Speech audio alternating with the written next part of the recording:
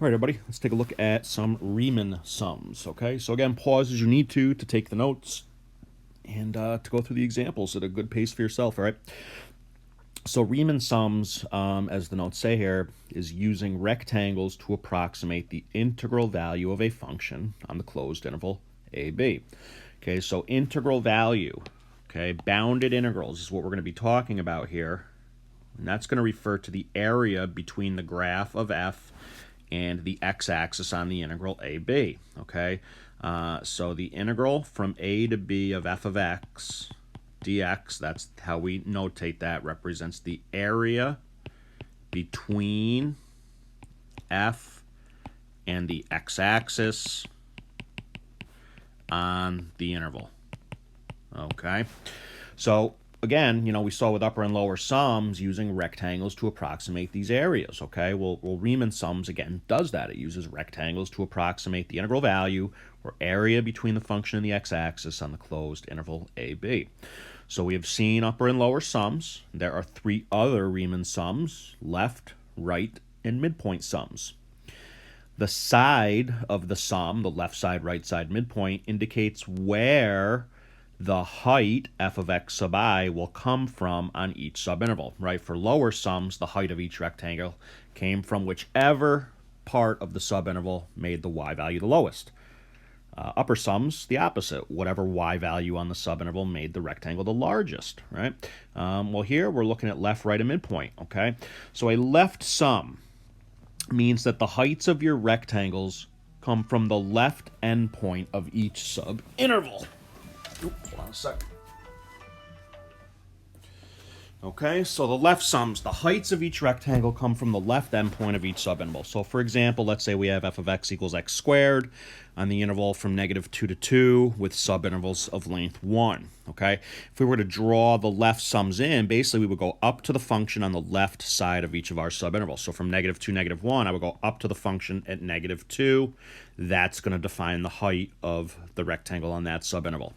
On -1, 0, I'm going to go up to the function at -1 because that's the left side of the subinterval, and then I'd have a rectangle that size. On 0, 1, I go up to the function at 0, which is a height of 0, and I'd have a rectangle of area 0 there. And on 1, 2, I go up to the function at 1, and I have my height. So this is what left sums would look like on this particular function. And again, all we did was go up on the left side of each subinterval to define the height of the rectangle on that subinterval. Okay?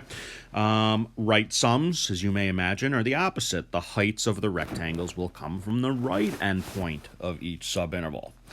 Okay? So you'll see the diagram here is kind of the opposite. On -2 to -1, -1's on the right side. I'm going to go up to the function at -1. There's the height of the first rectangle. From -1, 0, 0 is the right endpoint, so I go up to the function at 0. That defines the height. On 0, 1, 1 is the right side. I would go up to the function at 1. There's the height of that rectangle. And then on 1, 2, I would go up to the function at 2. So all of these heights, okay, show up from the right side of each subinterval. And any guesses as to what a midpoint sum would be? Well, if you're thinking that the heights come from the midpoint of each subinterval, you're absolutely correct. Okay, so for -2, -1, I would find the midpoint, -1.5, and I would go up to the function there. That gives me the height of the first rectangle. On -1, 0, I would go up to the function at -1/2. So there's the y value there, and then I draw the height of the rectangle. On 0, 1, I'd go up at 1/2. And on 1, 2, I would go up at 1.5, right about there. Okay? And that's what's meant by a midpoint sum. Okay, so the type of sum indicates where we're going to get the y values or heights for the ith subinterval. Okay, so let's take a look at a few practice problems. Again, if you need to pause this to get these diagrams in so you have them, do so. And then we're going to go and look at some, probably not all, but we'll do some of the problems in this packet of AP exam problems. Okay, all these problems came off of old AP exams. There's usually one sort of approximation question on an AP exam, so fairly common stuff here, okay? So let's take a look at this first one. It says, this is non-calculator. they've given us a table of values, x and f prime of x, okay? Let's read. The function f is twice differentiable for x greater than 0. Now they're telling you then that f is continuous and that f prime is continuous, right? For a function to be differentiable, it must be continuous, so both f and f prime would be continuous here, so as kind of a side note, all right? So try to read into that kind of information as you're doing these problems, all right? So anyways, a function f is twice differentiable for positive x values with f of 1 equal to 15 and f double prime of 1 equal to 20. Values of f prime, the derivative of f, are given for selected values of x in the table above. And we're just going to be interested in some of the Riemann sum stuff here. So looking at part B, it says use a midpoint Riemann sum with two subintervals of equal length and values from the table to approximate the integral value from 1 to 1.4 of f prime of x dx. Okay, so this is the area we're looking to approximate, the area from 1 to 1.4 under the graph of f prime of x dx. Now, we don't know what f prime of x is, but we do realize that this means to approximate the area. So what I would recommend then is take a moment and actually sketch this out. Okay, let's sketch out these points, all right?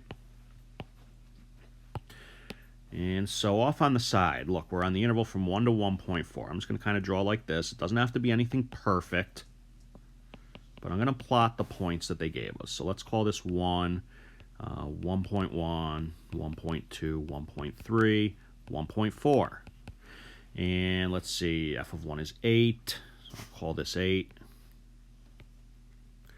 1.1's up at 10. 1.2 comma 12,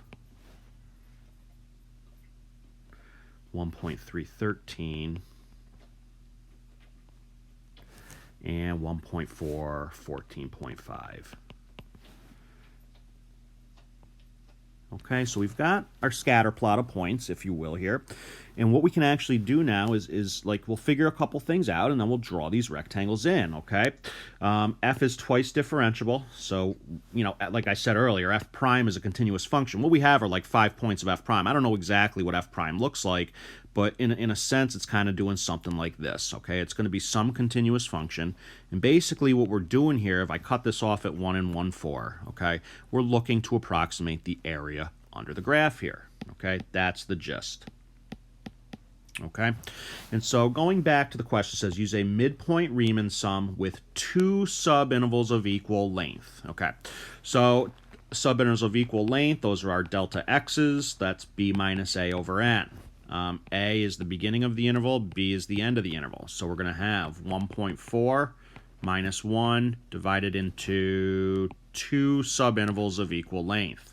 So let's see, we get 0.4 over 2, which is 0.2. So the width of each rectangle is 0.2. That means the first rectangle goes from 1 to 1.2, and the second goes from 1.2 to 1.4. Okay. All right.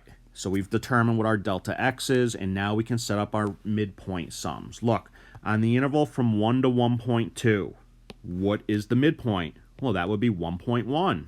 And where's the height at 1.1? Up at 10.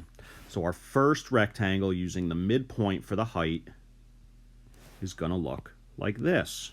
On the interval from 1 to 1.2, we went up at the midpoint. There's the height at 10. On 1.2 to 1.3, where's the midpoint? 1.3. We're going to take the y value there. That would be right up here. So the height of the second rectangle is going to be that 13. We took the y value at the midpoint of the interval.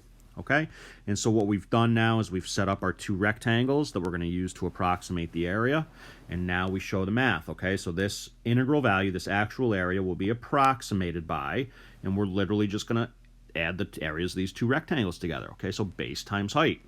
Base 0.2.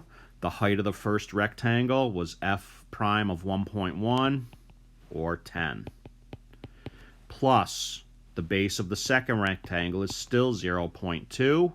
The height came from f prime of 1.3, which in this case was the number 13. This is, notice, a non-calculator problem. This shouldn't be too bad. What do we got? 2 plus 2.6 for a total area of 4.6. Okay, and there are no units in this problem, so we don't have to worry about what the units are here. They just wanted the numerical answer. All right, so using a midpoint Riemann sum, we are approximating the area under f prime from 1 to 1,4 here to be about 4.6 units. Okay, let's take a look at number 2. Another table of values. This time it's x in f of x. The function they give you doesn't really matter as long as you understand when you see something like this, you're looking for the area under this particular function. That's why in the first one we were looking for the area under the f prime function. We graphed the f prime function and found the area. Okay, so here let f be a function that again is twice differentiable for all real numbers. This means that f and f prime are both continuous. The table above gives values of f for selected points in the closed interval 2 to 13.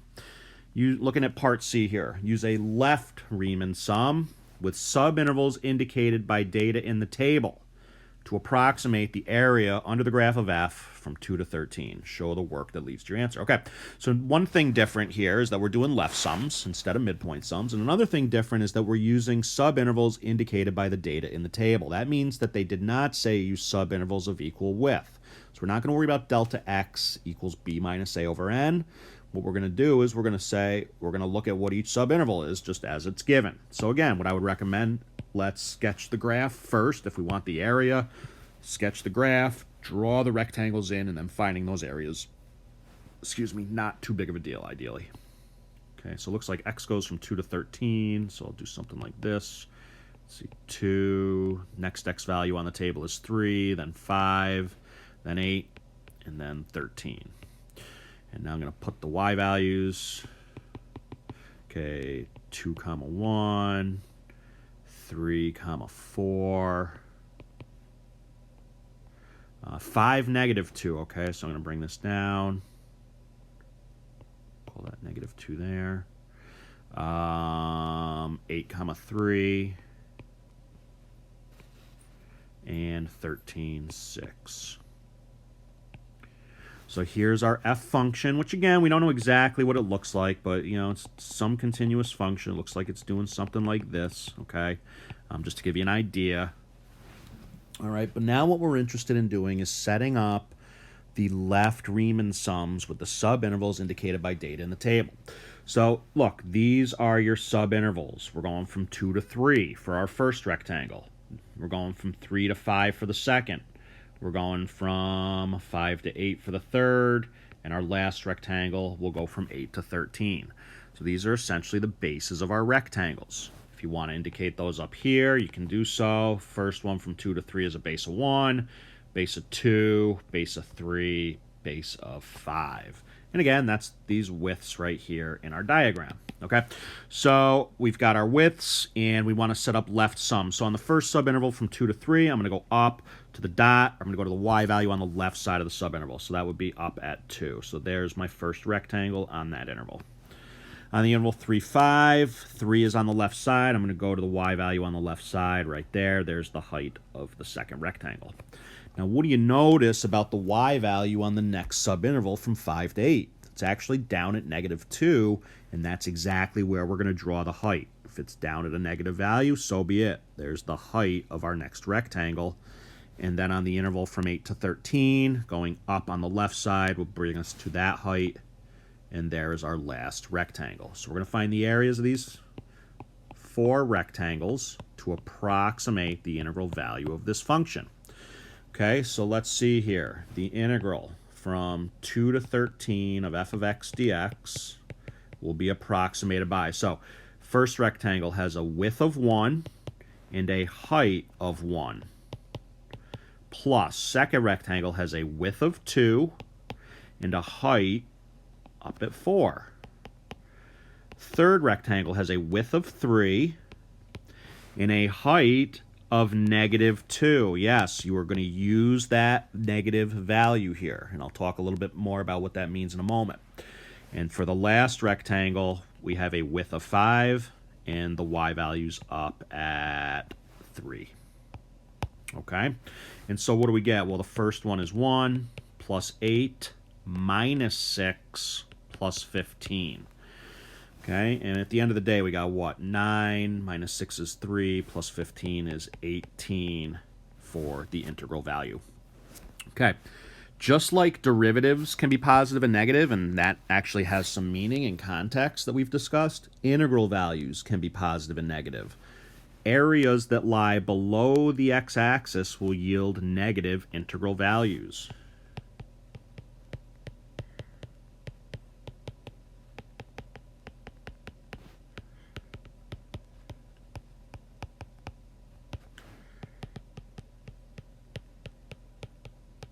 Okay, so keep that in mind. It's not that the area itself is negative, but the integral value is negative, which is an indication that that portion of the function lies below the x-axis.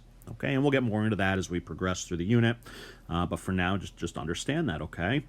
Let's see. Next up is a right Riemann sum. Okay, so here we have a little more context. Time in minutes up top, and then r prime of t, which is feet per minute. Now notice this is a derivative, r prime, and our units are a rate of change. So that should make sense. We're talking about rate of change in feet per minute. Of what? Let's read. The volume of a spherical hot air balloon expands as the air inside the balloon is heated.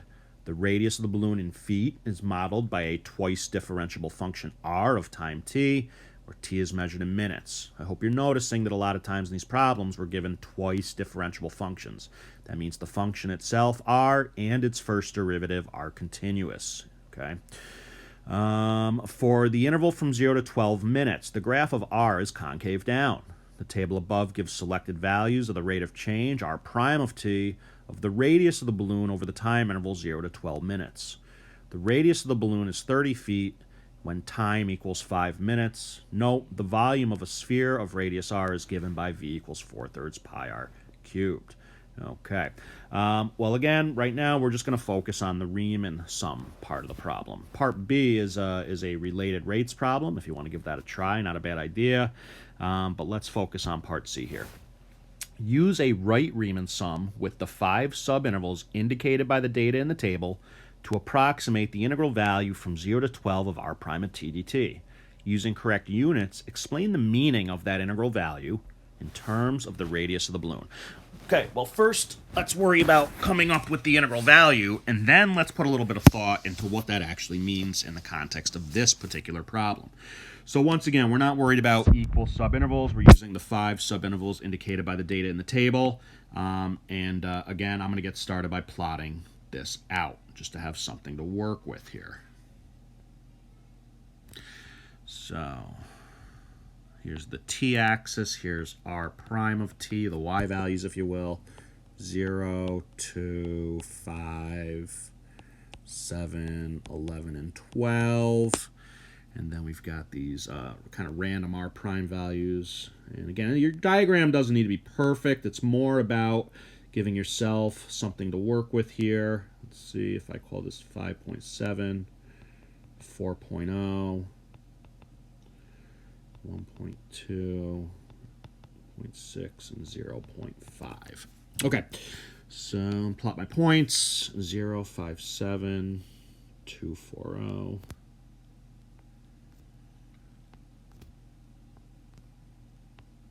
Okay, so there's my scatter plot of the data. R prime is clearly decreasing, which explains why R is concave down, but you can think about what that means on the side if you want.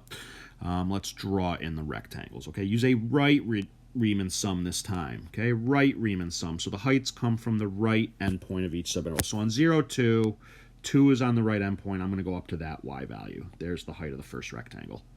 On 2, 5, I would go up to the y value at 5. 5, 7, I would go up at 7, so on and so forth.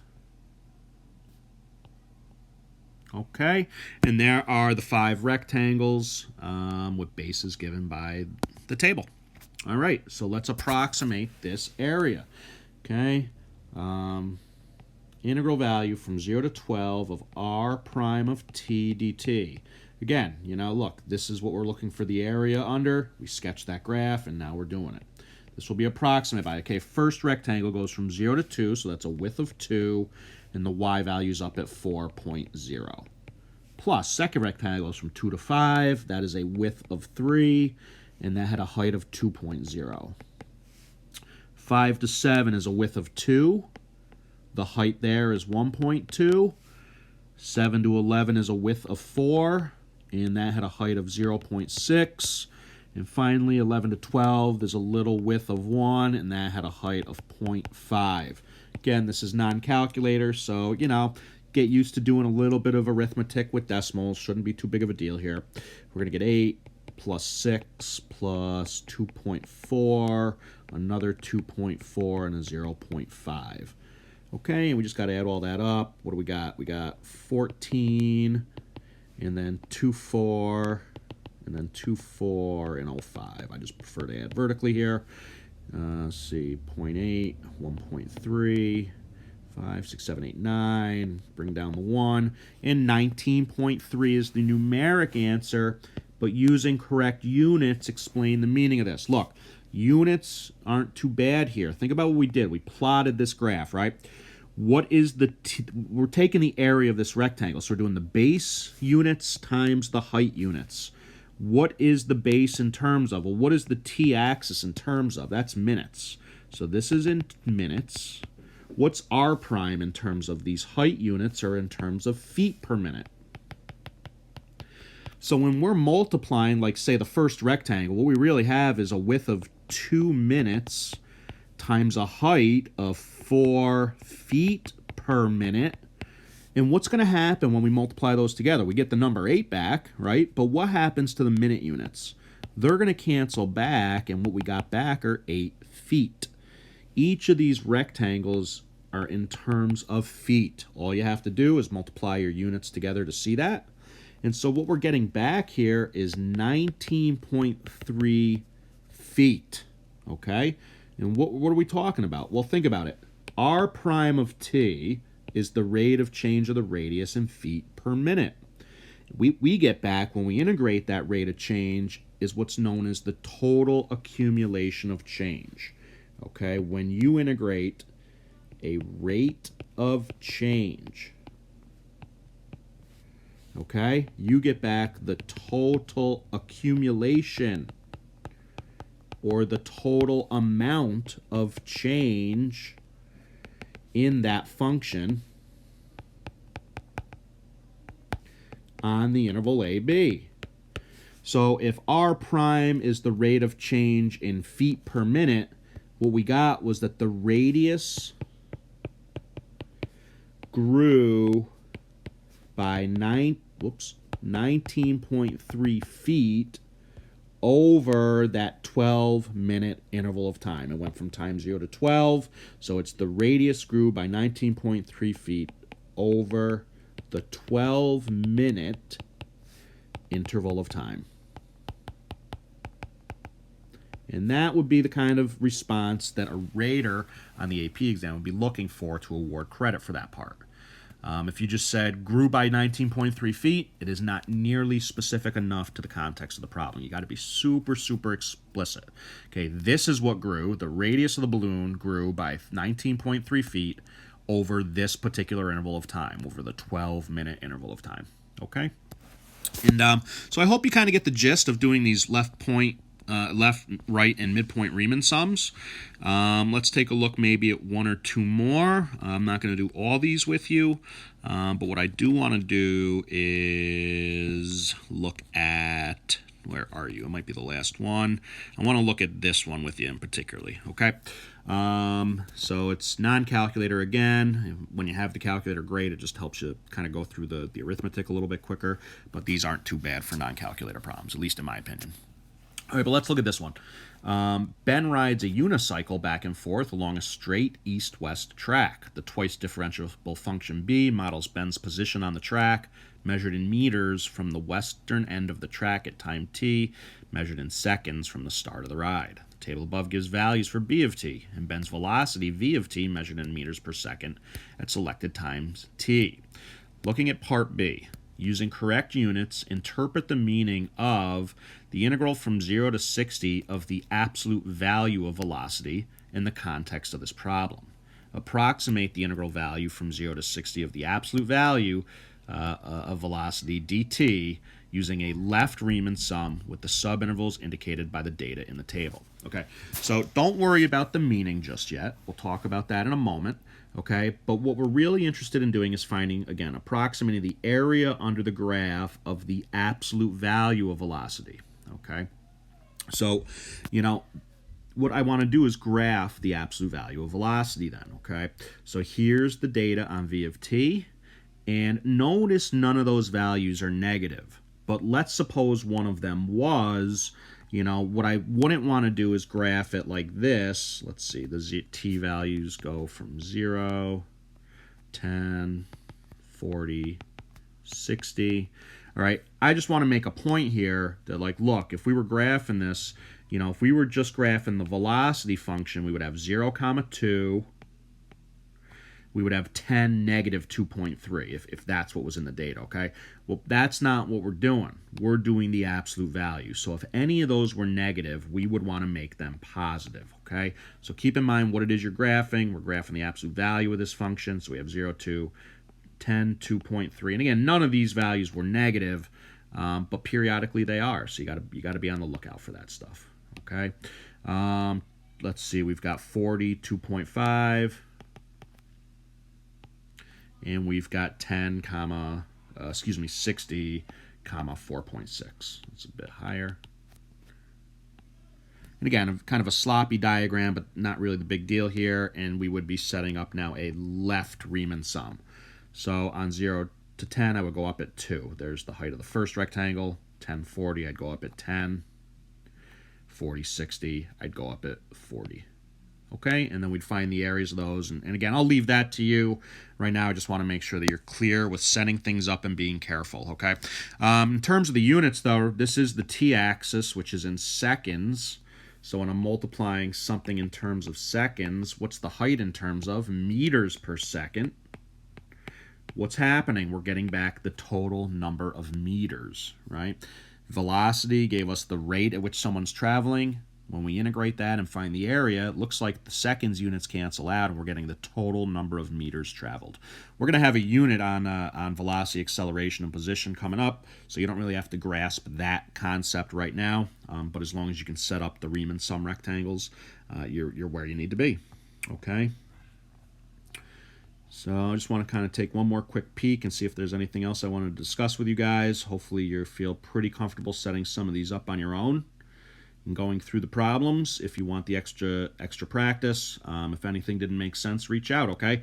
But hopefully at the end of the day you realize, look, Riemann sums are nothing more than rectangles used to approximate areas under the curve, okay? One little thing I wanted to comment on at the end of the day here, going right back to the lesson, what I wanted to do was real quickly also draw in the lower and upper sums just so you see the difference on a function like this. So we saw what left sums look like on x squared from -2 to 2. We saw what right sums look like and even midpoint sums. Lower sums, again, mean go up on whichever side gives you the lower height. So like on -2, -1 goes up lower. So there's that. On -1, 0, I would go up at 0. I would have a height of 0. On 0, 1, 0 is still the lower side. So I'd have another rectangle of height 0. And on 1, 2, I would go up at 1 because that's the lower side. And I'd get a pretty gross under approximation of the actual area. In terms of the next one, upper sums, I would go up on whichever side took me higher on the function. So that would be at -2. And I'd get that. On -1, 0, I'd go up at -1, and I'd get that for the rectangle. On 0, 1, I would go up at 1, and at 1, 2, I would go up at 2. And we'd have quite an over approximation, okay? So lower sums always an under, upper sums always an over approximation, and then there's the left, right, and midpoints, okay? So have a good understanding of how to set each of these up. Any of them are likely to show up on an exam. And, of course, reach out to me if you have any questions. Have a great day.